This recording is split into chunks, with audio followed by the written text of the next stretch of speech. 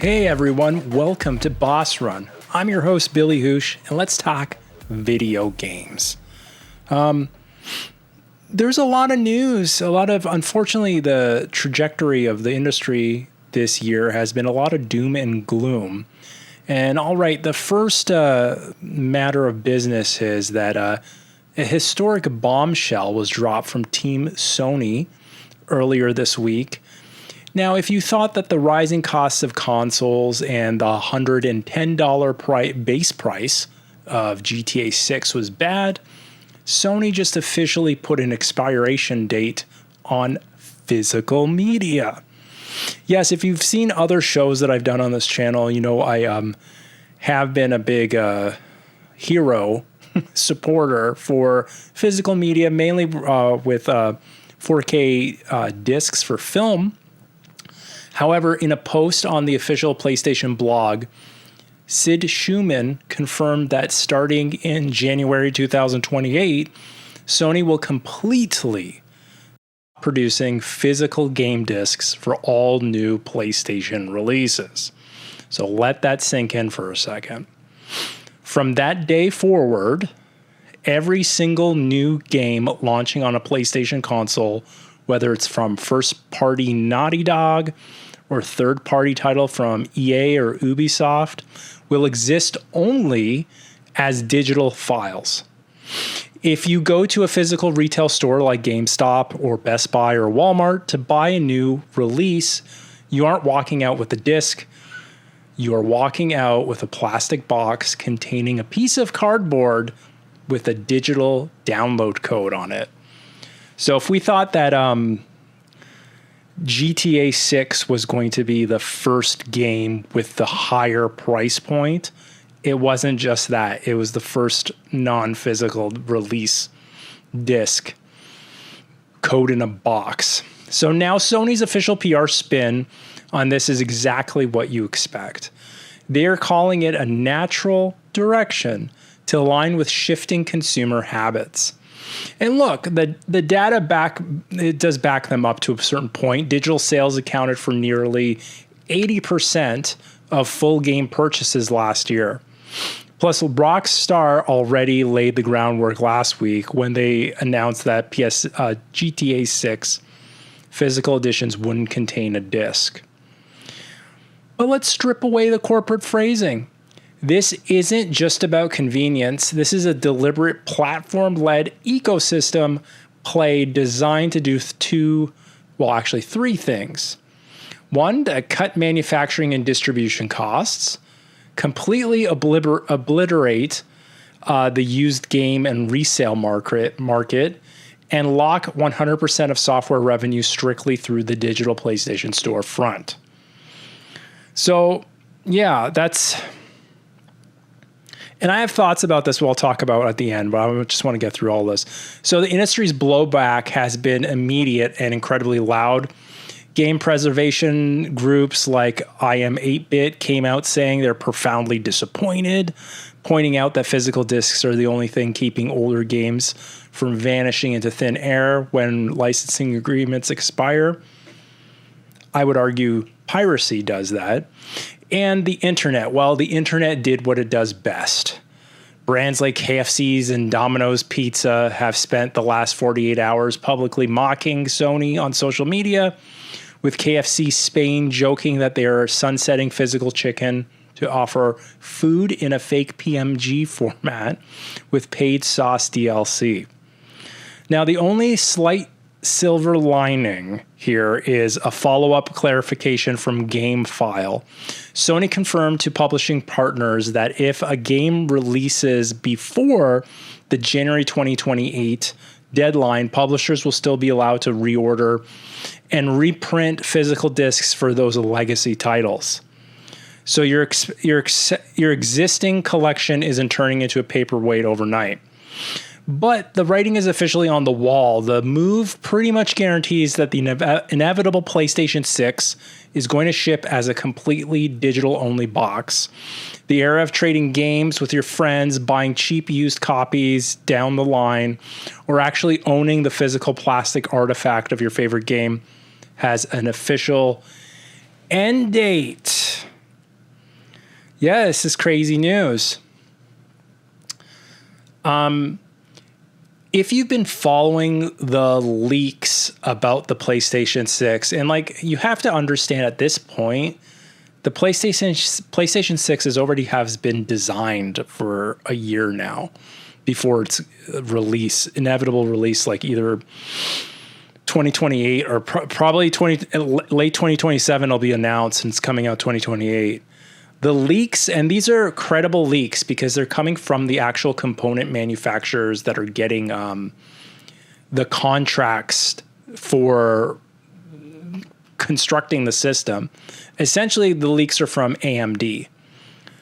So what we understand right now is that there's going to be two types of PlayStation 6 coming out. Two models, essentially, that you could buy at launch. One essentially is a ripoff of the Nintendo Switch. It's going to be a handheld system that you'll be able to play PlayStation 5 level games on the go as a handheld, but also it'll run PlayStation 6 games, but at a lower fidelity. So the PlayStation 6 games will look like PlayStation 5 games, which honestly, that's not bad for a portable system. That's pretty crazy. And it assumingly will have like a dock that you can dock it to your TV and play it like that. There also will be a standalone PlayStation 6 system, which will be the more powerful, expensive one, probably with more storage space for your digital downloads and whatnot. And it could do better ray tracing or what have you. Now, because it's a huge push that they're making a portable system now, because they realize, and you can see this, we've been talking about like this huge trend in portable PCs. It seems like a lot of people have to give props to Nintendo, even though we love to hate Nintendo.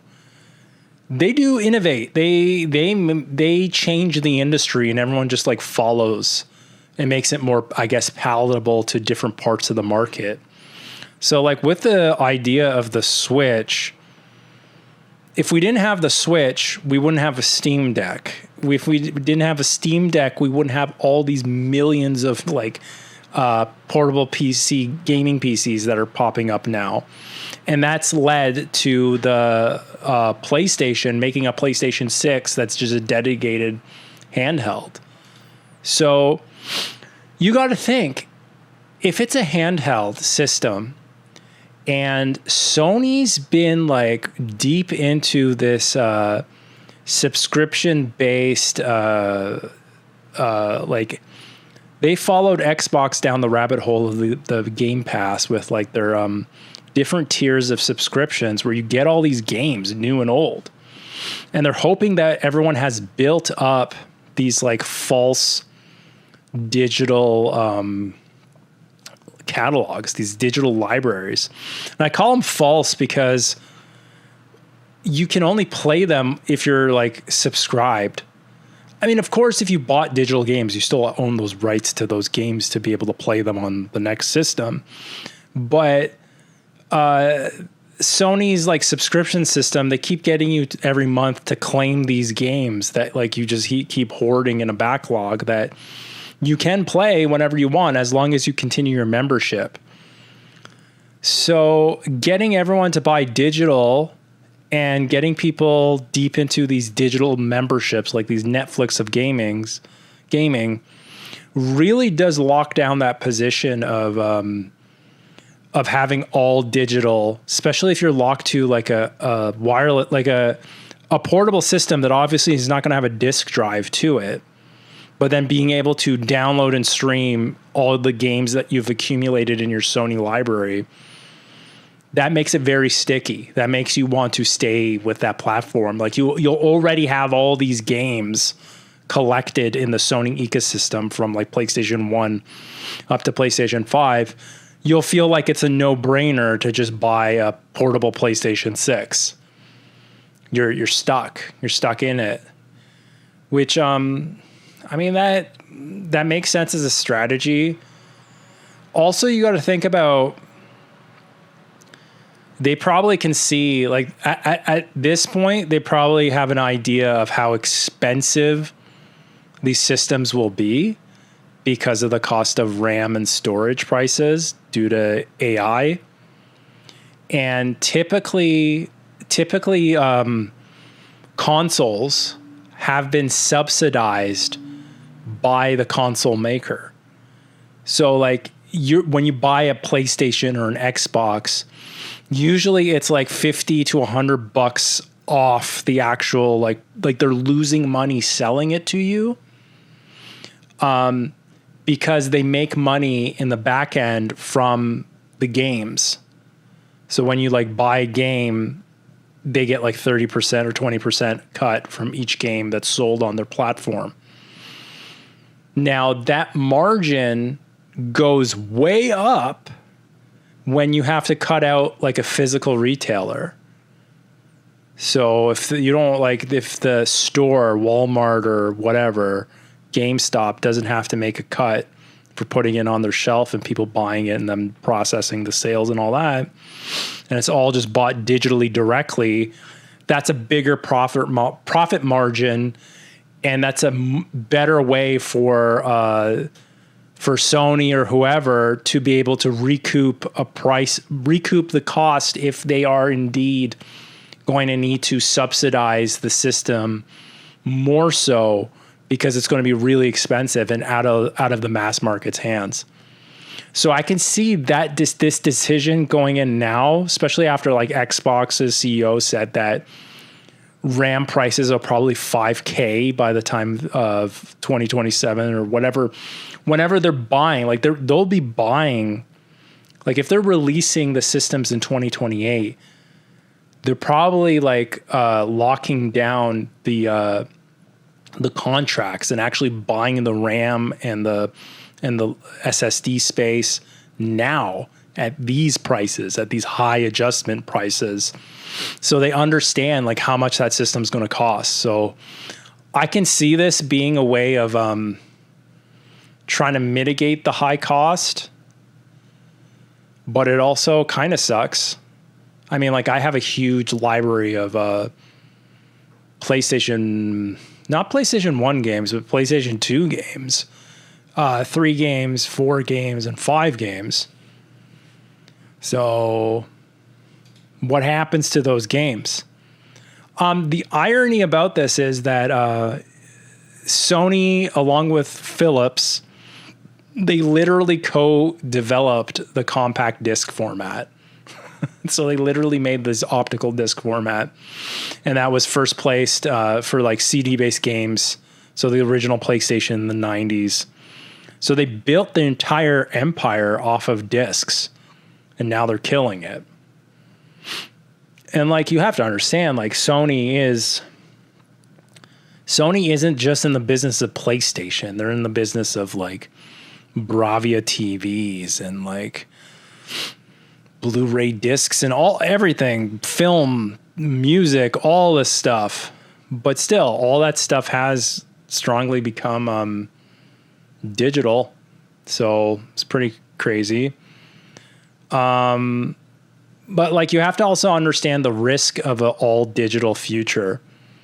So, for example, if you remember that live service game that you had to pay for, a Concord, remember that game that failed? Sony game.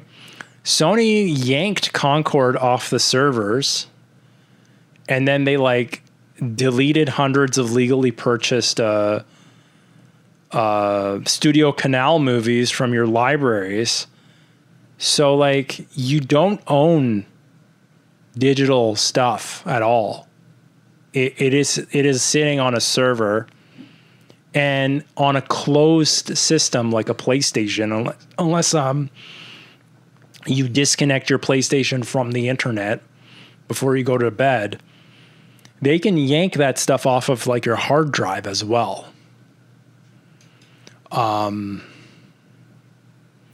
So many other scenarios you can think of. Maybe there's some content on a game that the licensing expires for it. Maybe the music expires or something happens. They get legal trouble. They can change it. They can push a mandatory update and change it. And that stuff's gone forever. The original is gone forever. So because Sony has a track record of funny business with like their digital stuff, it's kind of like hard to trust them. I know there's instances with Steam where games get delisted, like their licensing or the publishing expires. However, when that game gets delisted, we know that the game you can still download it. If you bought it, you can still download it and still play it and use it. Just no new people can't buy it once it expires. So that's a good thing with Steam. And you have to understand, like, PC gaming has been digital for at least 20 years now. So we knew that eventually everything would go digital. We knew it was going to happen. It just feels quite abrupt happening now. And I think also because it's going through the doom and gloom news cycle, especially with all the bad news about Xbox. And I found this to be a trend. It seems to be that whenever Xbox releases some bad news, and then like it captures the social media and the whole news feeds of everyone, Sony quickly like slides in some bad news right afterwards, hoping that it just gets buried. But this one was kind of big.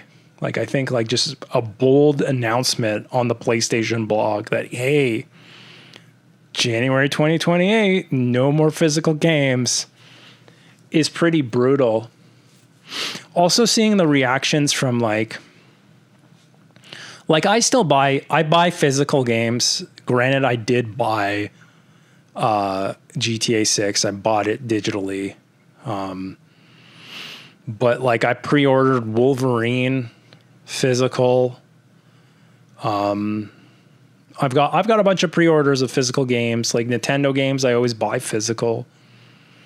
And it's funny, like when Switch 2 came out, a lot of people were giving Nintendo shit for doing the key card thing. So if you remember this, like Nintendo was getting shit that like some games would not fit on a cartridge. So the cartridge is just a key card that like you put it into your system, and it's like the digital license for that game is on this card, and then that gives it the okay to download the game from the eShop and play it. But at the very least, with the key card, you're getting something physical, and you can like give that key card to someone else and they can play the game, or you can sell that key card to someone else and they can play the game. So if anything, Nintendo actually tried and figured out a way of how to like keep physical gaming somewhat alive. Even the fact that they made a system where if you buy a digital game, you can still lend out a digital game to someone else. Nintendo did not have to do that. And everyone made fun of them because they're like, wow, well, how silly is this?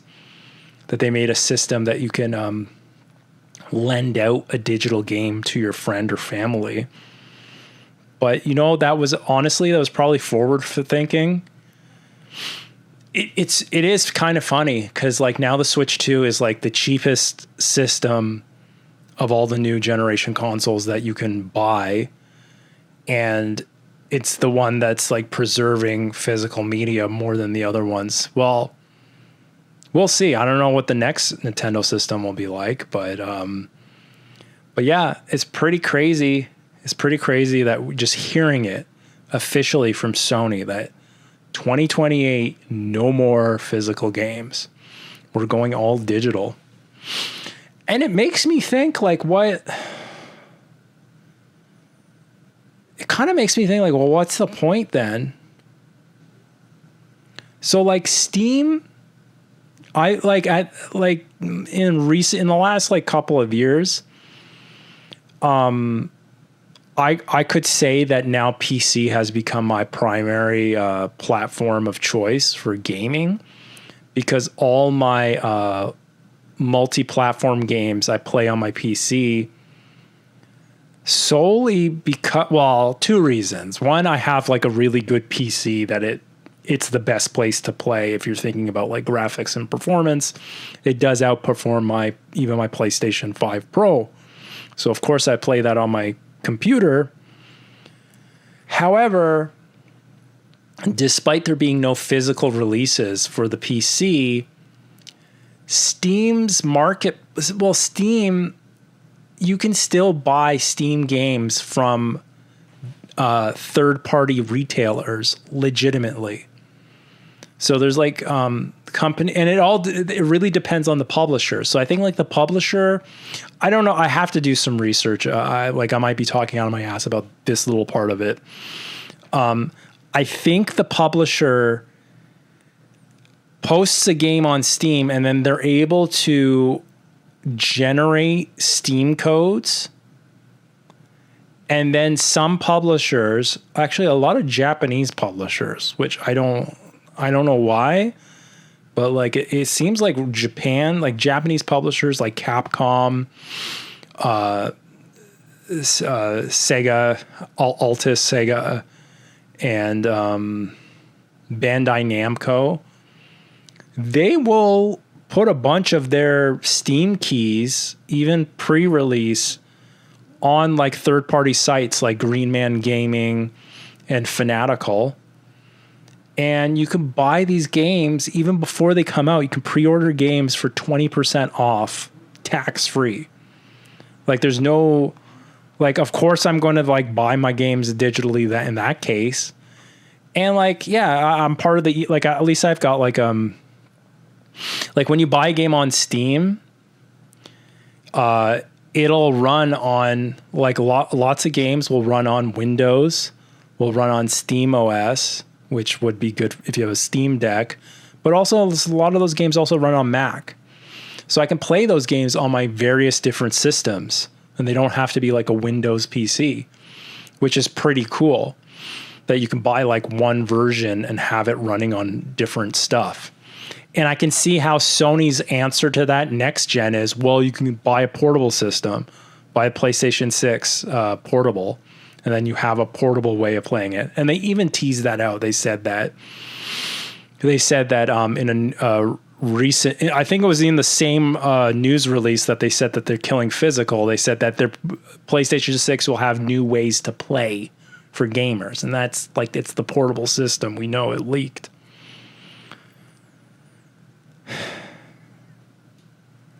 But yeah, like if I'm not, if I can still just get games cheaper on my PC than on the PlayStation, and I have the freedom of building whatever the hell PC I want. So your budget's your limit. I want to say the sky's the limit. The budget is your limit. You can build whatever PC you want. You can keep building your own console, whatever you can find parts and stuff and make your system, make multiple systems. There's a vast variety of handheld systems that are on the market and coming to the market, and your Steam library will run on all those. So like, meh. So the only thing, which is an important thing, the only thing that keeps me on Sony are those blockbuster Sony exclusive titles that you can only play on a PlayStation system. That's it. Likewise with Nintendo. A lot of the reason why I always get the Nintendo system every generation is so I can play the latest like 3D Mario game or the latest Zelda game, because that's the only place you can play it. So Sony really needs to like step up their exclusive titles and really like build a case for why you should stick with Sony. Because I haven't been happy with their output this generation. There wasn't terribly too many big games that came out that were exclusives. But the ones that did come out, I did enjoy quite a bit. I wish there was more. I'm not happy with their subscription services. I don't use anything to do with their, like, it's completely useless, their subscription services.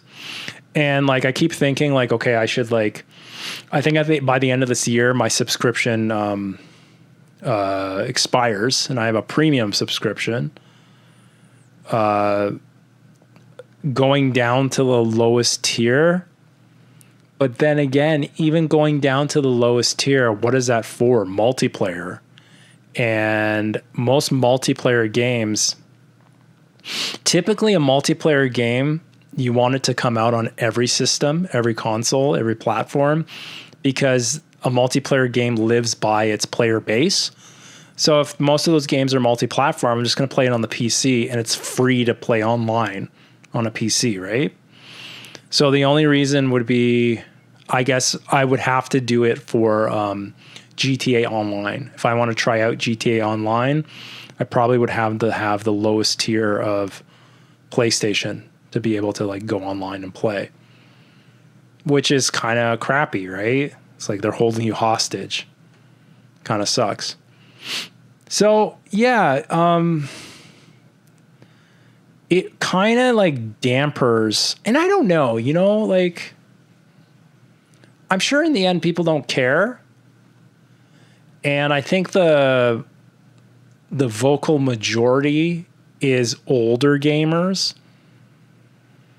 Cause like a newer game, like people that are like new, younger, the young folk, they're from like tablets and phones, which all those games are digital anyways.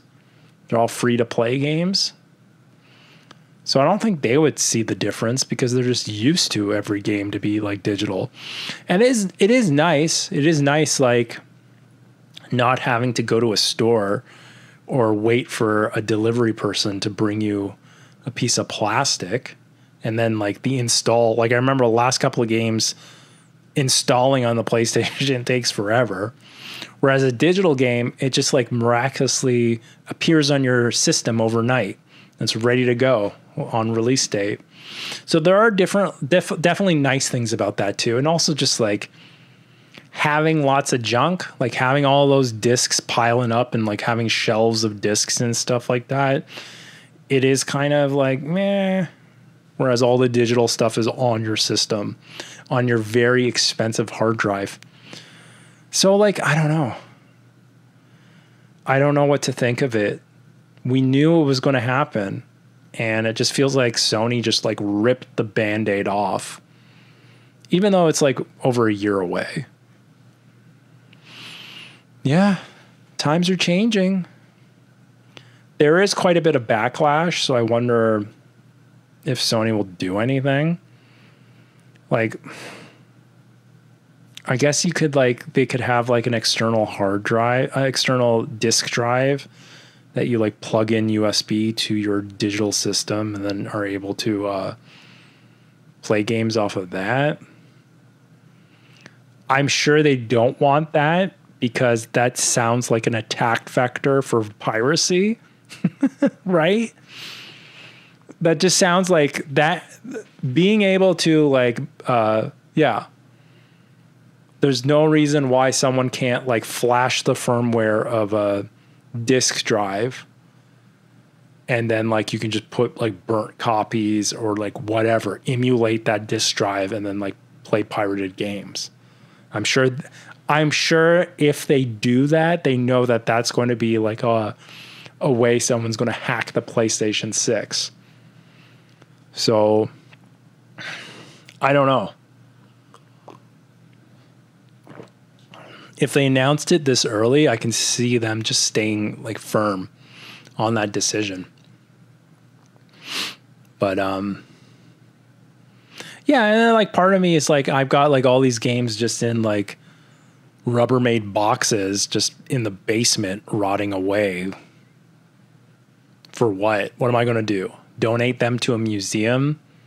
I don't think my nephews want to play this stuff. Like my nephews don't even play video games.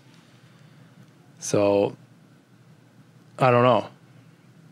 I can always, the best thing is you can lend them to your friends. I can lend a game, Last of Us Part 2, to my buddy Matt, and he can play it. That stuff. With digital, you can't. You can't lend a game to someone or like trade games and stuff like that. That's gone. It's the whole like I generation. iPhone, iMac, me. You can't really, we're all in our own bubble. We can't share stuff anymore. And that's sad, but we'll see what happens. That's the big news. Besides that, what have I been playing? I've been playing a lot of the same old, chipping away at Kingdom Come Deliverance Part 2, and playing through Ace Combat 3, the Japanese fan sub version of it. I'm playing, it's hard, but also not impossible, so it becomes very satisfying when you finish a mission. It's a pretty damn good game, and I can't believe it's on a PlayStation 1. I really haven't played much of the PlayStation 1 catalog, because I was more big into Nintendo 64 and my PC at that time. At that time of the PlayStation 1, I didn't see the allure of the PlayStation 1 because it just felt like a chopped down PC, kind of like what it always has been, right? I'm like, it's just a chopped down PC. Ooh, it's got a disk drive. I've had a disk drive on my gaming PC forever, right? And I had a 3D accelerator card on my Pentium. What was it? No, it was an AMD. At that point, it was an AMD K62 3D Now technology, 300 megahertz PC. So I was like, well, what's the big deal about like PlayStation? They're all just like crappy versions of PC games. At least the N64 has this like, it's got like anti-aliasing, except like all the textures look like crap because you're using a cartridge. But it still has Nintendo games. It had exclusives. That's why I played that. So it seems like the same thing is happening again. But yeah, the PlayStation 1 had exclusives, especially exclusives to Japan, stuff that they didn't bring to the North American market because they thought we wouldn't like it. Besides all of that, my friend Mark got me to try Subnautica 2. And I didn't have to buy it. It's on PC Game Pass. So I gave it a go. Subnautica 2. The Subnautica games have been out for a few. I never checked them out. I never understood what they were all about. I never really paid attention to them. Subnautica 2 is, I guess, the first like real multiplayer version of the game. And basically you're like crashed on this like weird planet that's all like covered in water, and you have to survive by like finding fish that you can turn into food or water, and then finding supplies to start like building and expanding your base.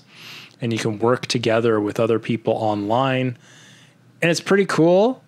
The graphics are awesome on this game, and it's really chill, nice music and stuff, but also with like a really like weird and spooky plot kind of sneaking through. Subnautica 2 is still early access, but it feels like a pretty complete game. It made me want to try the first games. I think there's 2 games. There's 3 in total. There's Subnautica Down Below, I think it's called. And then now this early access Subnautica 2. So luckily, I found that on my PlayStation 5 or whatever, I had a license to the first Subnautica game. I guess it was a PlayStation Plus game. And they upgraded it for PS5. So it runs really well on the PlayStation 5, even though it's like a Unity engine game. I think the first two games are Unity, and then Subnautica 2, I think it's Unreal 5. I think it's Unreal Engine 5. But they're fun games. Subnautica 1, I was having trouble because getting water, the fish that has water in it is really fast, and there weren't too many of it. Compared to Subnautica 2, they're just like these little like squishy things that are on the ground, like on the floor, on the sea floor. So it was pretty easy to do. But yeah, it's a pretty chill game and very much different from any of the other games that I've been playing. So I've been enjoying that. And yeah, I don't feel too compelled to purchase much new games to play now in the summer, as I have quite a backlog of new and old games that will carry me through until September.